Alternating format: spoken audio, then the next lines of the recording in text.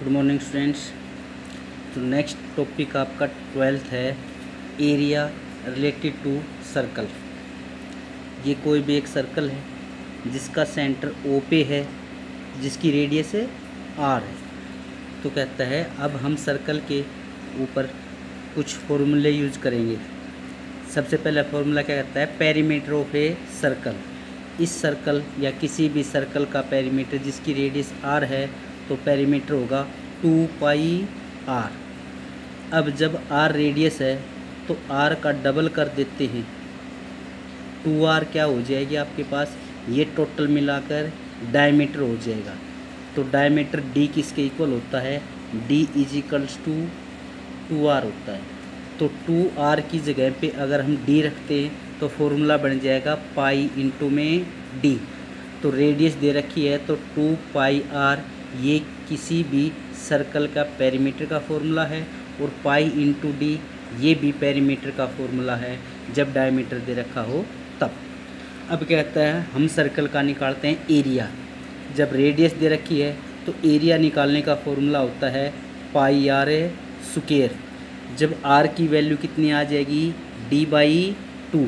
Radius कितनी होती है, हाफ ऑफ द डायमीटर। तो रेडियस की जगह पे हम क्या रख देंगे, d बाई 2।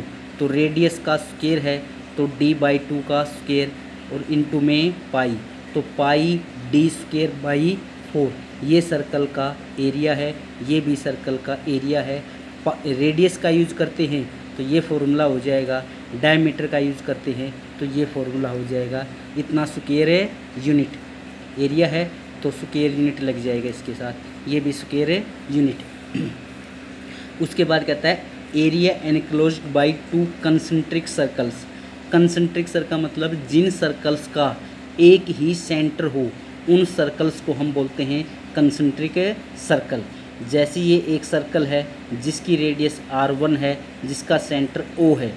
ये एक दूसरा सर्कल है जिसका सेंटर वही O है, अब इसकी रेडियस r है।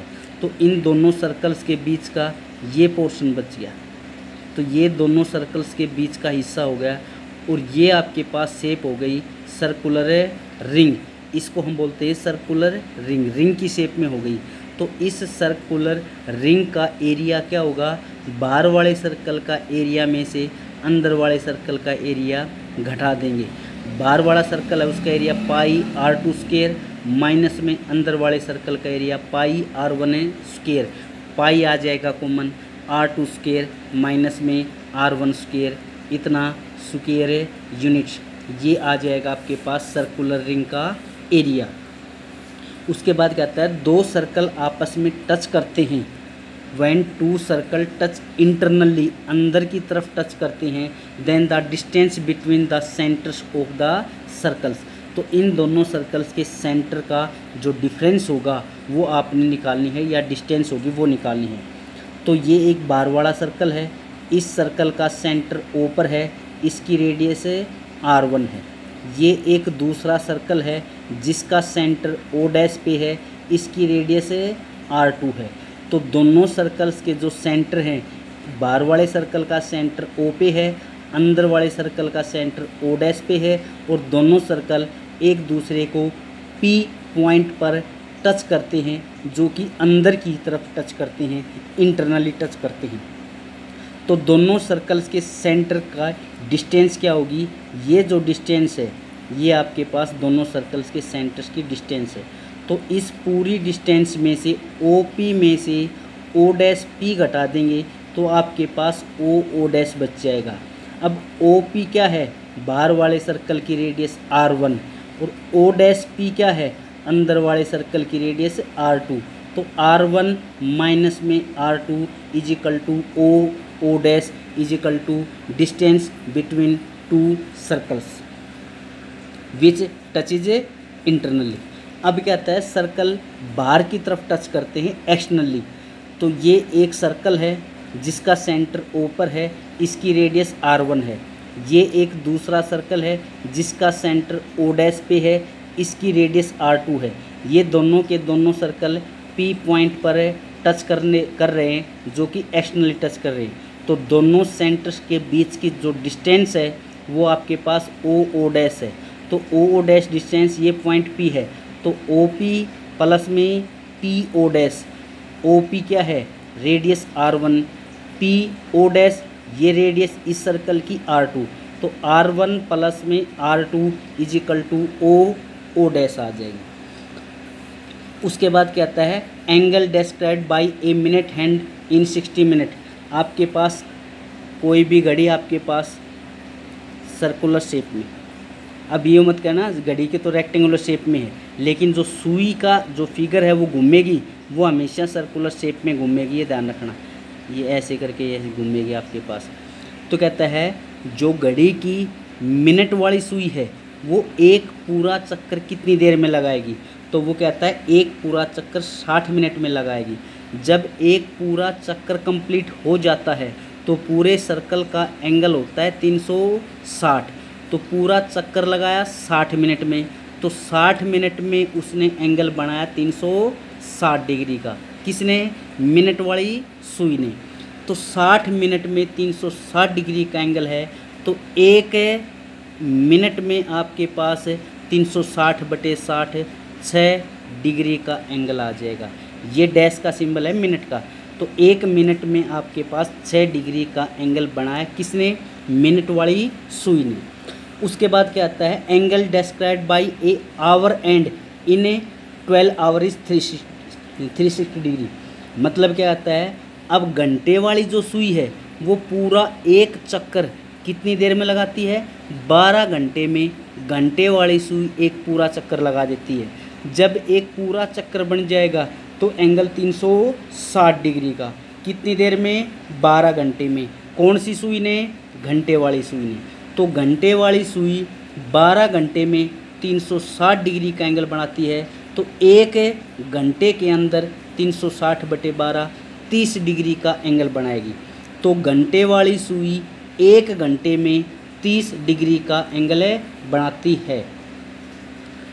इसके बाद आपके पास ये कोई भी एक सर्कल है, ये उसका सेंटर है, ये रेडियस है, ये रेडियस है, दोनों रेडियस ने सर्कल के सेंटर पे एंगल बनाया थीटा। तो आपके पास ये जो रेडियस है, ये रेडियस इस सर्कल को दो हिस्सों में काटती है। एक तो ये हिस्सा ये आर्क लेंथ होगी, ये पूरी की पूरी आर्क लेंथ, ये जो सरकमफ्रेंस है ना ये आर्क लेंथ होती है। पूरे सर्कल की आर्क लेंथ 2πr होती है। लेकिन क्या कहता है जितना एंगल आपके पास थीटा है उस इस थीटा ने कितना आर्क लेंथ बनाई, इस एंगल के हिसाब से आर्क लेंथ बनेगी। मान लीजिएगा 30 डिग्री का है तो ये आर्क लेंथ, अगर ये एंगल बढ़ जाएगा तो आर्क लेंथ बढ़ जाएगी। तो कहता है अगर एंगल थीटा है तो आर्क लेंथ ये है AB, तो इसको हम लिखेंगे AB आर्क, ये सिंबल आपके पास आर्क का। तो ये एक आर्क हो गई और ये दूसरी आर्क होगी AC, ये पॉइंट C है, यहाँ से ACB दो आर्क हैं। एक तो A से लेकर B तक आर्क और एक आर्क है ACB, दो आर्क हैं। तो एक आपके पास छोटी आर्क है और एक है बड़ी आर्क है। तो ये आपके पास जो छोटी आर्क है वो माइनर आर्क होगी, ये जो बड़ी आर्क है वो मेजर आर्क होगी। तो क्या कहता है जो माइनर आर्क और मेजर आर्क है उसकी जो लेंथ है वो हम कैसे निकालेंगे? तो आर्क लेंथ को हम L से नोटेशन दे देते हैं। तो आर्क लेंथ आपके पास क्या आएगी? थीटा अपॉन में 360 इंटू में 2πr, ये जितना एंगल है।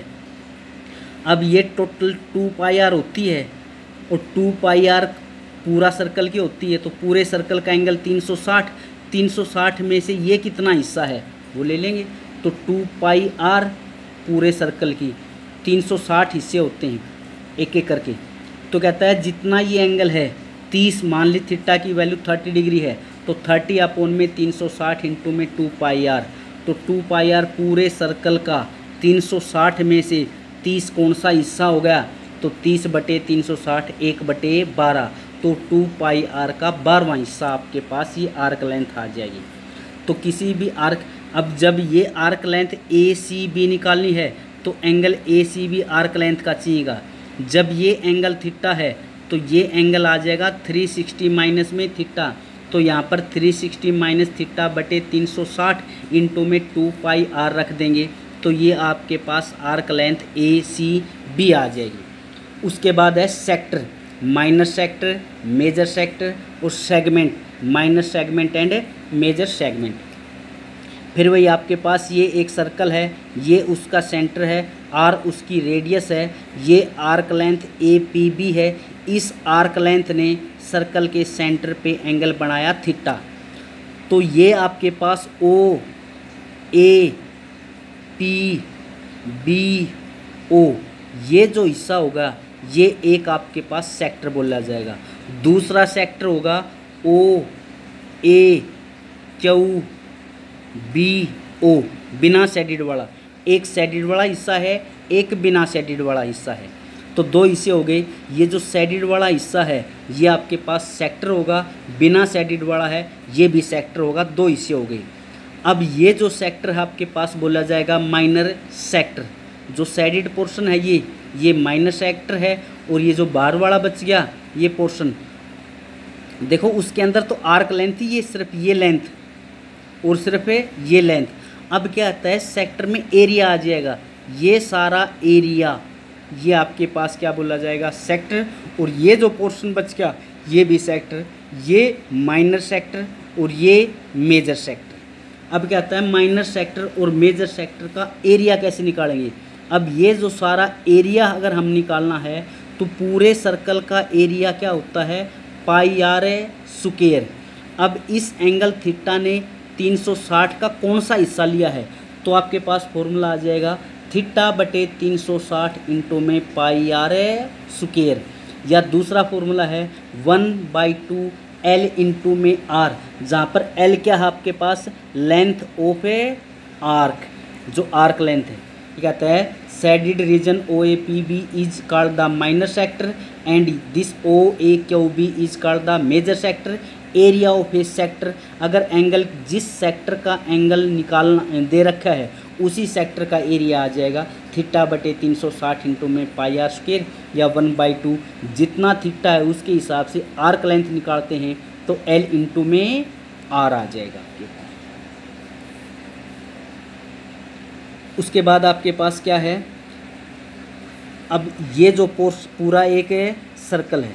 अब देखिएगा अगर ये कहता है इस सेक्टर की सरकमफ्रेंस निकालो, तो सरकमफ्रेंस क्या होगी देखिएगा आर प्लस में एल प्लस में आर, सरकमफ्रेंस सी, तो इस सेक्टर की ये लेंथ ये लेंथ ये लेंथ, ये सरकमफ्रेंस हो जाएगी। एरिया है तो थीटा बटे 360 इंटू में पाई आर स्क्वायर।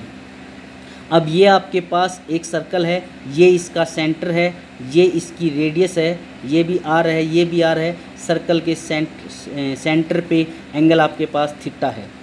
तो कहता है ये जो आपके पास arc length A P B है, तो ये जो हिस्सा होगा ओ ए पी बी ओ, ये आपके पास क्या था माइनर है सेक्टर। अगर जो ए और बी आर्क लेंथ के जो एंड पॉइंट हैं इनको मिला देते हैं, तो ये जो आपके पास मिलाने के बाद एक ऊपर ट्रायंगल बच गई और एक ये नीचे का हिस्सा बच गया।